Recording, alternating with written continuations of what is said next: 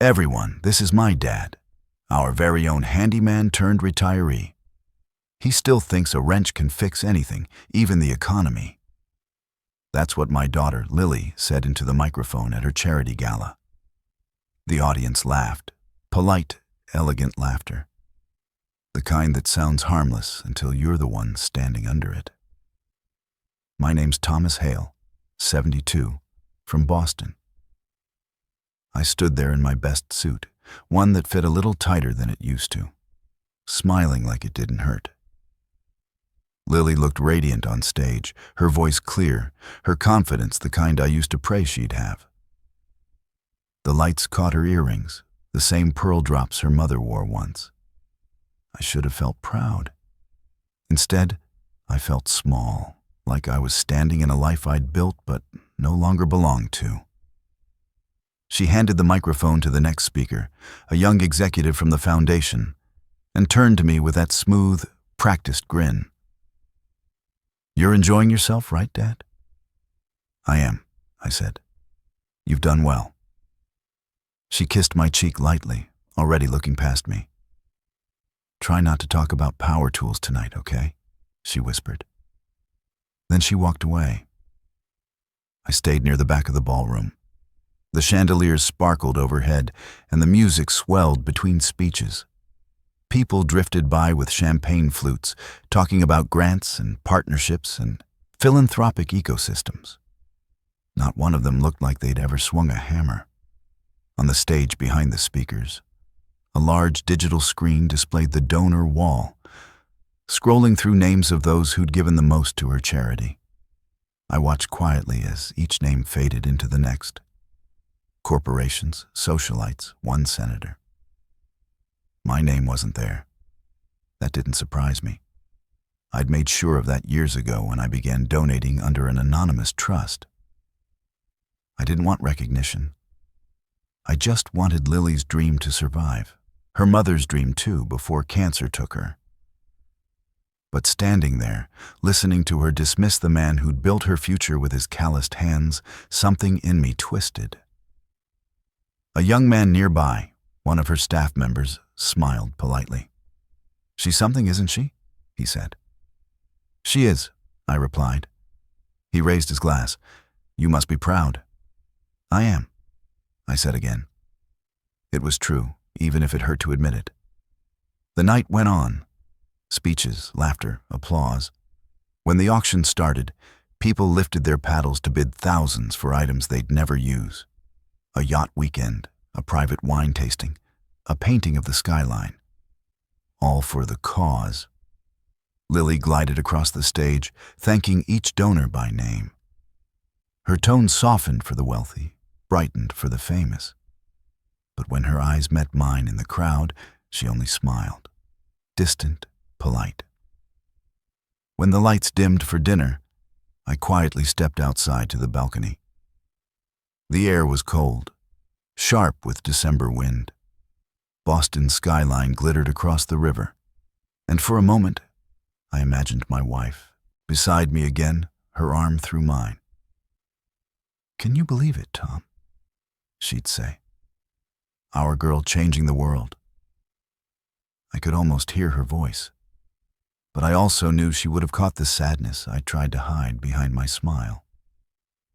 Inside, the guests were laughing again. I heard Lily's voice rise above the noise, confident and effortless. I looked back through the glass doors and whispered, "You built this stage, sweetheart. I just wish you remembered who paid for the lights." The night ended with applause. She stood on stage accepting flowers, her image glowing on the big screen, the word "Founder" shining beneath her name. I slipped out before she noticed. The drive home from the gala felt longer than usual. The city lights blurred past the windshield, streaks of gold and white, but my mind stayed on her words. Our very own handyman turned retiree. Once upon a time, she used to introduce me differently.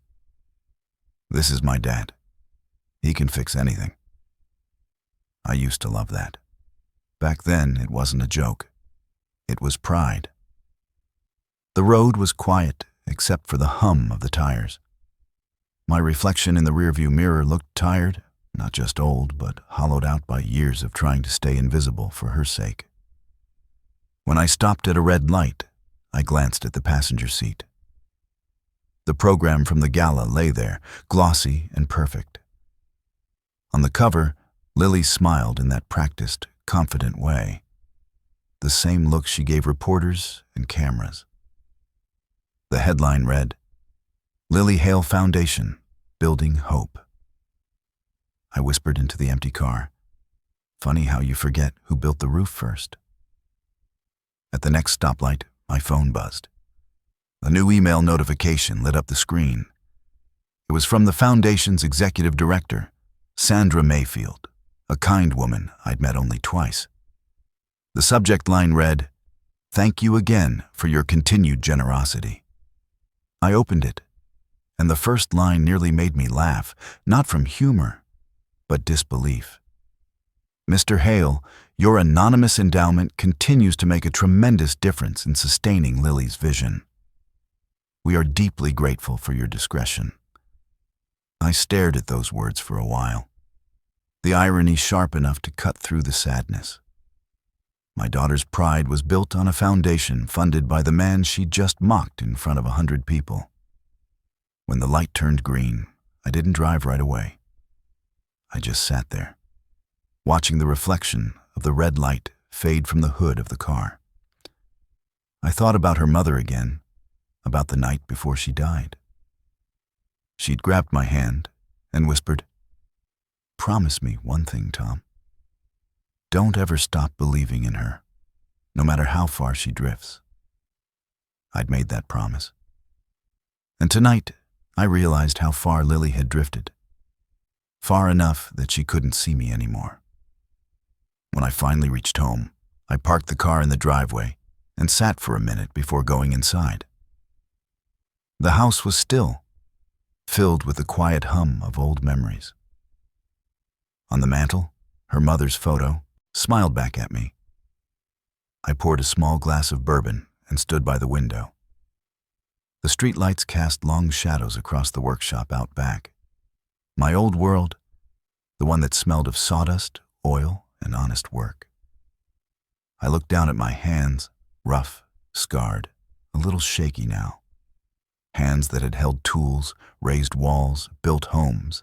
Hands that had signed every check that kept her foundation alive. The phone buzzed again. Another message, this one from an unknown number. "Mr. Hale, this is the event coordinator from the Hale Foundation. We'll be preparing the donor displays for the upcoming Founders Luncheon. Would you like your name included this time?" I stared at the message for a long time. My thumb hovered over the keyboard. Then I typed back, "No. Keep it anonymous. Because some truths aren't meant to be told by pride. They're meant to be found by grace." I turned off the lights, poured the last sip of bourbon down the drain, and whispered, "You'll see, Lily. Someday you'll see." The room fell still again. The next morning, I woke before sunrise, the way I always have. Habit, not necessity. The house was cold, but I didn't mind it. I made coffee, black and quiet, then stepped out to the old workshop behind the house. It smelled the same as it did 30 years ago. Cedar, oil, and the faint dust of sawed wood. The place had aged with me. The walls carried dents and stains from projects long finished. Every corner told a story I could still feel in my hands. I ran my fingers over the old workbench, tracing the scratches from when Lily was little. She'd sit there swinging her legs while I fixed her toys or built shelves for the neighbors.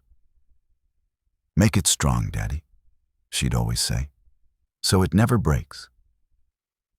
I smiled at the memory.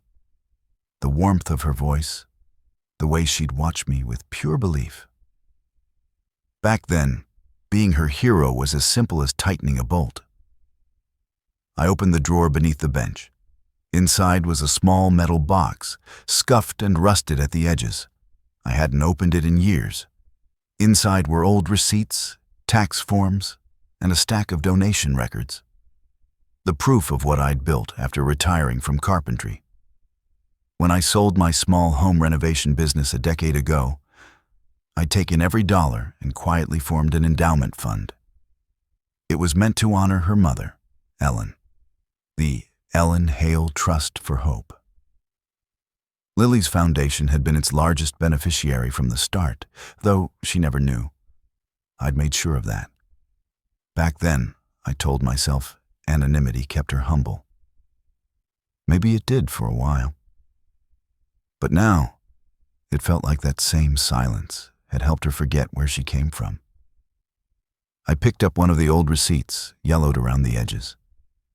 It was from the first deposit, the year Lily launched her foundation.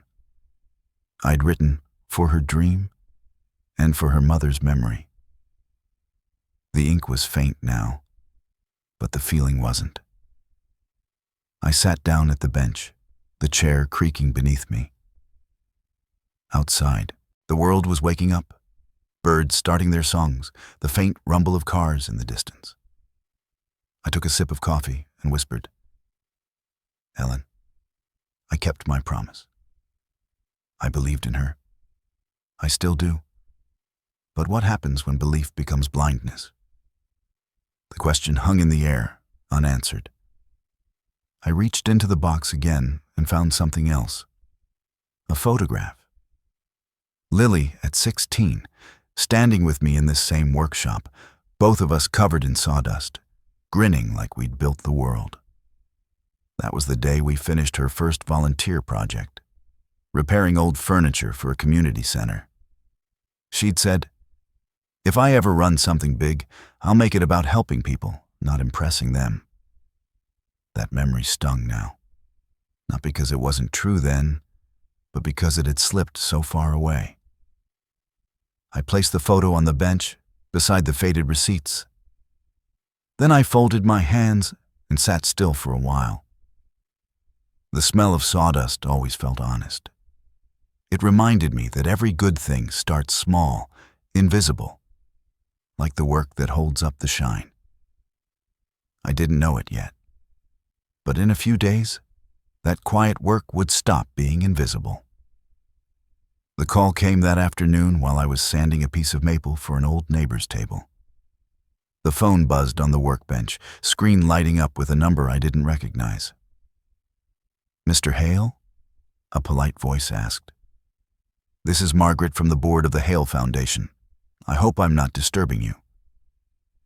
I wiped the dust from my hands. "Not at all. What can I do for you, Margaret?" She hesitated a moment, then said, "I wanted to personally thank you for your ongoing contributions. The board is preparing for the Founders' Luncheon next month, and the trustees agreed it's finally time to acknowledge our largest benefactor." I almost dropped the phone. "Largest?" I repeated. "Yes, sir. The Hale Endowment represents more than half of the Foundation's operational budget since its inception. Your daughter doesn't know, of course, confidentiality agreements and all. But the board feels it's time for transparency. The mystery donor has become something of a legend." I smiled faintly. "I never asked for attention." "I know," she said gently, "but sometimes recognition is its own form of teaching, especially for those who've forgotten what humility looks like." Her words lingered long after I hung up. I walked to the window, looking out over the backyard. The same old oak tree still stood tall, the one Lily used to climb as a kid, shouting down, "Look, Dad, I can see the whole world from here." I used to stand below, ready to catch her if she slipped. It struck me that maybe I'd spent her whole life doing that. Standing below, catching her when she fell, letting her believe she'd climbed on her own. Later that evening, I sat down at my desk and opened my old notebook. It was the same one Ellen had bought me our first year of marriage, when I was still learning how to run my small repair business. She used to write little notes in the margins. That night, I found one she'd scribbled years ago. If she forgets who she is, remind her quietly, not with pride, with patience. I traced the words with my thumb. Ellen always understood timing better than I did. Maybe this luncheon wasn't just coincidence.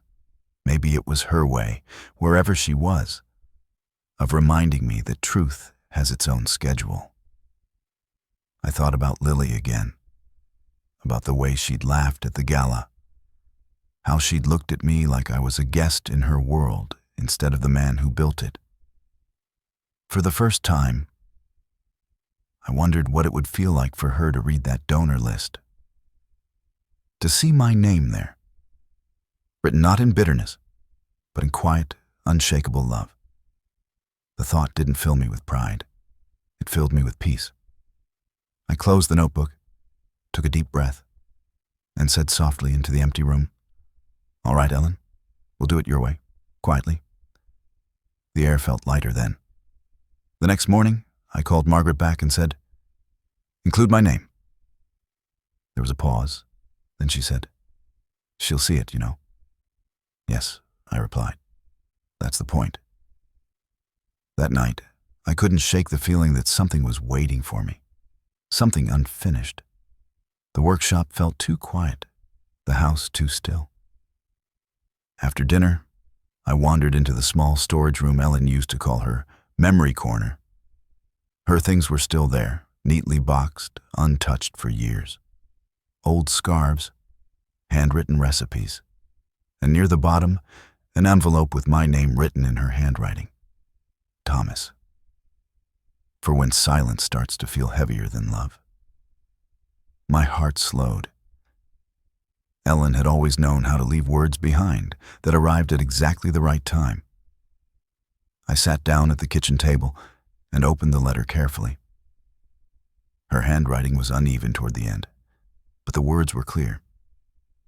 If you're reading this, you're probably carrying a hurt that looks a lot like love in disguise. Maybe it's from her. Maybe it's from the world. But I know you, Tom. You'll try to turn pain into pride, and pride into punishment. Don't. I paused, already feeling the sting of her accuracy. Our daughter's fire came from you. So did her stubbornness. She'll make mistakes that will cut deep. But she'll need you to be the same man who taught her that real strength never needs an audience. Let her find her way back through truth, not shame. I swallowed hard.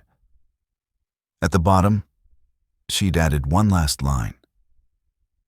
The kind of line that feels simple until it hits something buried deep. When pride grows louder than gratitude, remind her gently who built the stage she stands on. I sat there for a long while, the letter trembling slightly in my hands. Outside, rain started tapping against the windows. It sounded like the kind of weather that wanted to be listened to. Steady, quiet, impossible to ignore. I folded the letter, kissed the top of it, and slipped it into a new envelope. On the front, I wrote, "For Lily, when she remembers home." I sealed it and placed it in the small wooden box I kept for family things. Old report cards, birthday notes, the ribbon from her first recital. For the first time in years, I felt like Ellen was sitting across from me again. I could almost hear her voice, gentle but firm. Don't make this about proving her wrong, Tom. Make it about giving her a chance to be right again. I nodded toward the empty chair. You always get the last word, don't you? The room held its breath.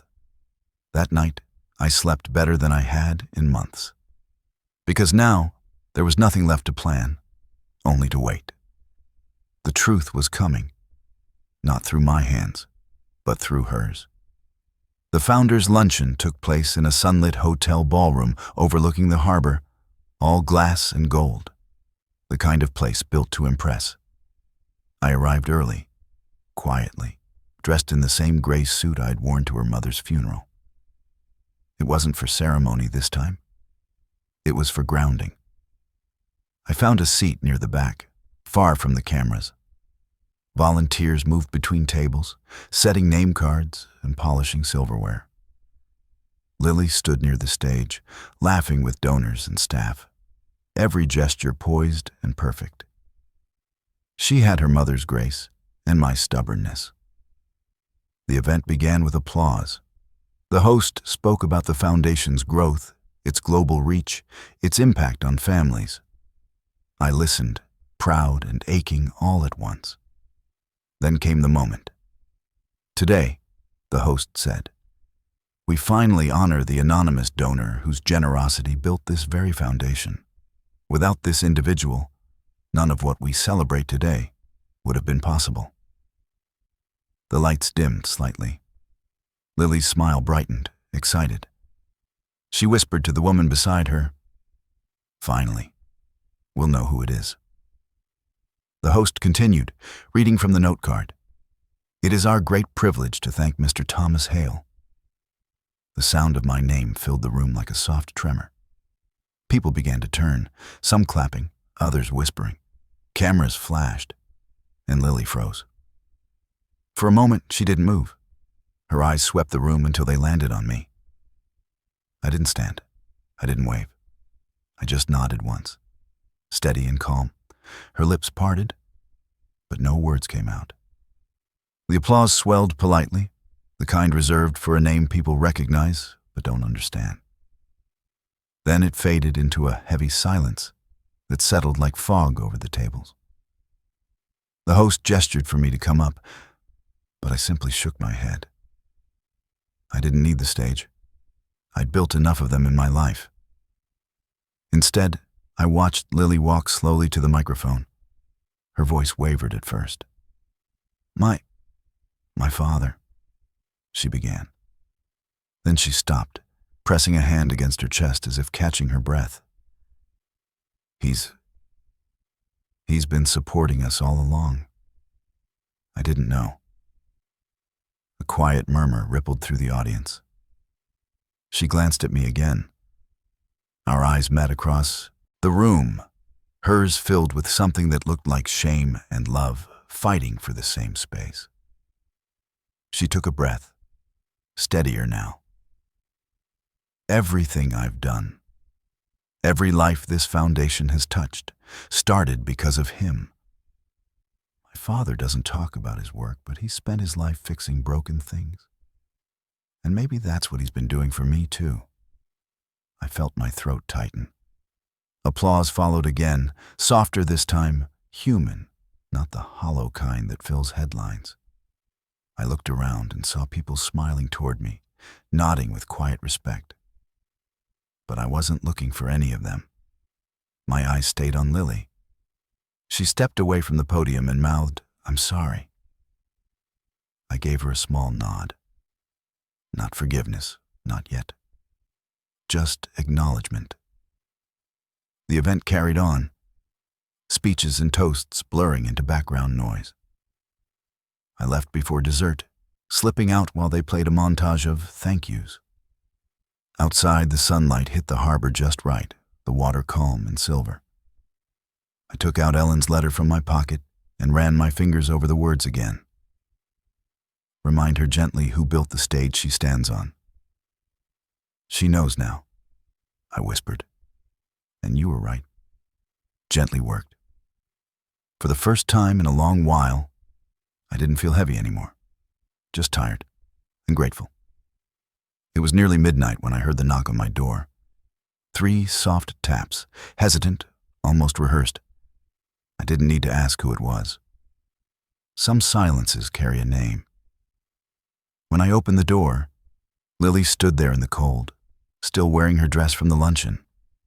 Her makeup had faded, and her eyes were swollen from crying. "Hi, Dad," she said softly. I stepped aside. "You didn't have to drive this late." "I couldn't sleep," she said, stepping inside. "I kept thinking about today, about everything." We sat in the living room, the same place where she'd once built pillow forts and watched cartoons while I fixed things in the background. Now she sat small on the couch, her hands twisting nervously in her lap. "I didn't know," she whispered. "About the donations. About you." "I didn't want you to," I said. "It wasn't about credit." She looked up at me, eyes glistening. "But I hurt you. I made you feel small." I shook my head. "You can't make me small, Lily. You can only forget how tall you used to look standing beside me." Her lips trembled, and she covered her face for a moment. I was trying so hard to prove I could stand on my own. I thought if people saw me as strong, I'd finally stop feeling like your little girl who needed saving. I leaned forward, elbows on my knees. Needing someone isn't weakness. It's remembering where you come from. Tears ran down her cheeks. "I was proud of you once. When I was a kid, I used to brag that my dad could fix anything. And then I got older, and I stopped saying it. I thought success meant not looking back." I smiled faintly. "Success without gratitude is just loneliness in disguise." She nodded, wiping her tears. "I don't deserve your kindness." "No," I said gently. "But love doesn't ask for what we deserve." For a long moment, neither of us spoke. The clock ticked softly in the corner. Outside, the wind pressed against the windows like it wanted to listen. Then I stood and walked to the shelf, taking down the wooden box. I placed it on the table and slid it toward her. "There's something for you inside." She opened it slowly. Inside was an envelope marked in my handwriting. "For Lily, when she remembers home." Her hands trembled as she pulled it open. Inside was her mother's letter. I watched her eyes move across the page, her breathing breaking halfway through. By the time she reached the last line, "Never be too proud to thank the hands that built your stage," her shoulders were shaking. She pressed the letter to her chest. "Mom knew, didn't she?" "She always did," I said quietly. She looked at me then, really looked, and whispered, "I'm sorry, Dad, for forgetting, for pretending I didn't come from you." I nodded. "It's all right. The important part is remembering." She stood and hugged me then, the first real hug in years. It wasn't dramatic, just human, soft, fragile, real. When she finally stepped back, her voice was small again. "Can I come by tomorrow? Maybe we can fix that old bench out back together." I smiled. I'd like that. She left not long after, clutching the letter like it was the most valuable thing she owned. When the door closed behind her, I sat down again, the house quiet except for the faint echo of her voice. I looked at Ellen's picture on the mantel and said, "She found her way, love. Just like you said she would." The room felt lighter, like something had been mended that night. It's been 2 weeks since that night. The letter she took home still sits framed on her office desk. I saw it during a TV interview. She didn't mention me by name, but she touched the frame halfway through and said, "Everything worth building starts with gratitude." That was enough. Life feels quieter now.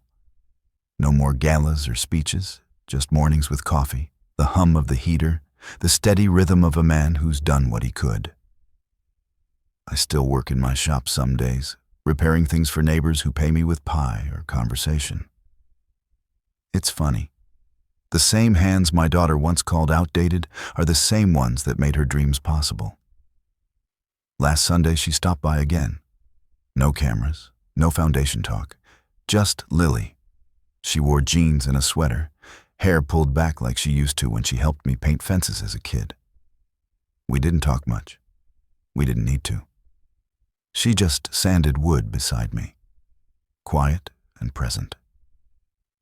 Every now and then, she'd glance over, smiling in that way her mother used to. The smile that said everything was all right, even if it wasn't perfect. When she left, she hugged me again, tighter this time. "Thank you," she whispered. 2 words that carried years of what she couldn't say before. That night, I sat by the window with Ellen's letter in my hands.